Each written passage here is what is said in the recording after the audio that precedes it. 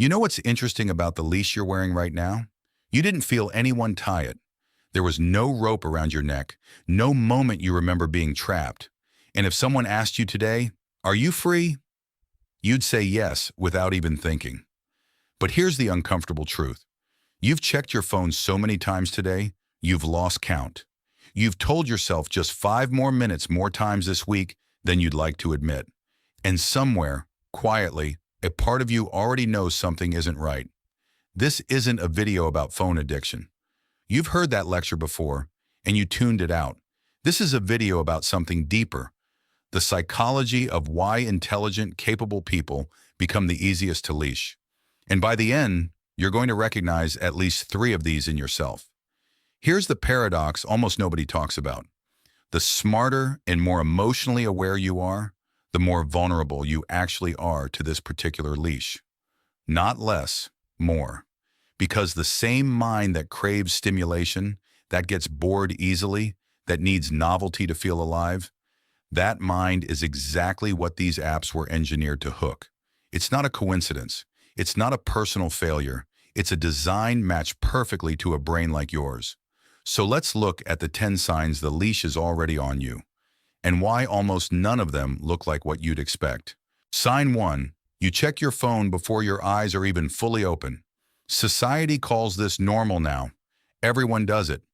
But ask yourself, why is the first decision of your day made for you by a notification before you've even decided how you want to feel?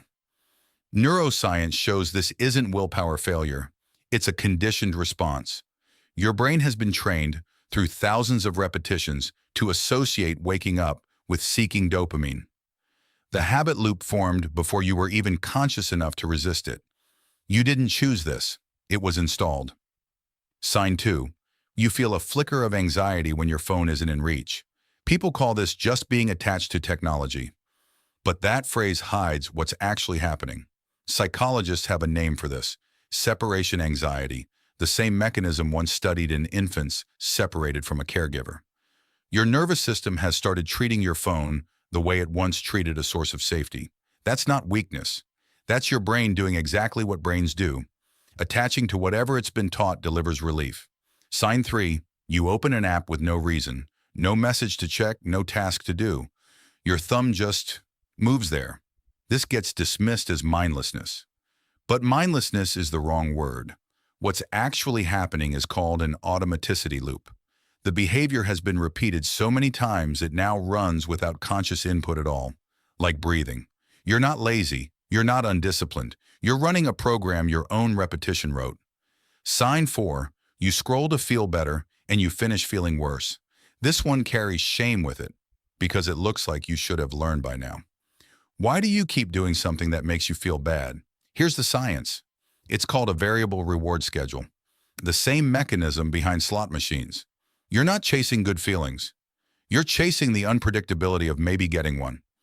That unpredictability is more addictive than a guaranteed reward would ever be. The problem was never your discipline. It was the machine you were up against. Sign 5. Real conversations feel slower than you'd like.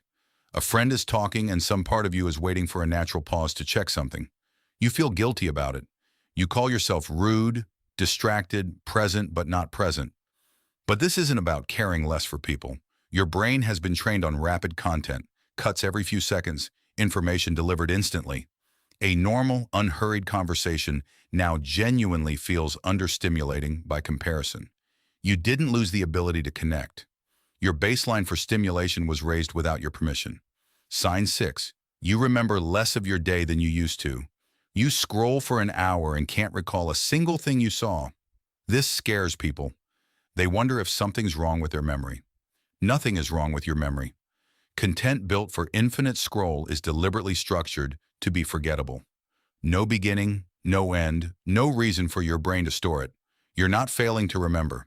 There was nothing there designed to be remembered. Sign 7. You've tried to cut back before and it didn't last. This is the one that hurts most because it feels like proof you're just weak-willed. Here's what's actually happening. Psychologists call it learned helplessness. After enough failed attempts, the brain stops believing effort will work, so it stops trying as hard the next time. It's the same mechanism seen in animals that stop pulling against a rope after enough failed attempts, even once escape becomes possible. Your past attempts didn't fail because you're weak. They failed because willpower alone was never the right tool for a system engineered to outlast willpower. Now here's where this video becomes different from every other one you've watched on this topic. I'm not going to tell you to delete the apps. I'm not going to tell you just have more discipline. That advice has already failed you, and it wasn't your fault it failed. What actually works is smaller than that. Not fighting the leash with force, removing the conditions that let it tighten in the first place. Sign 8, and this one's different. You've never physically separated yourself from your phone, even for an hour. Not turned it off, not silenced it, actually placed it in another room out of reach. Try it once today for 60 minutes. Not because you're broken and need fixing, but because your nervous system needs to remember what silence feels like without a substitute standing in for it. Sign 9. You've never turned off notifications for the apps that pull you back the most. Most people assume the problem is their self-control. It was never that. It's a permission you gave once without thinking that you've never revoked. That's not a character flaw. That's an unfinished decision sitting there, waiting for 5 seconds of your attention to fix. Sign 10, and the most important one, you've never asked yourself what you were actually looking for when you picked up the phone. Boredom? Loneliness? Avoidance of something harder? The phone answers that question instantly, every time, before you even get to feel it. But the leash doesn't just hold your time, it holds the question you never let yourself sit with long enough to answer honestly. So here we are, 10 signs, 10 fingerprints of a leash you never saw being put on you. And I want to leave you with something, not just a list, but a reframe. The dog tied to the pole never knew it could walk away. You do. That single difference is the whole answer. You are not weak for wearing this leash. You are simply the exact kind of mind it was built to hold. But unlike the dog, you were given hands. And hands can untie what rope tied. I'm Primal Psychology. Drop a comment with the number that hit closest to home. And if this found you today, you already know why you needed to hear it. See you in the next one.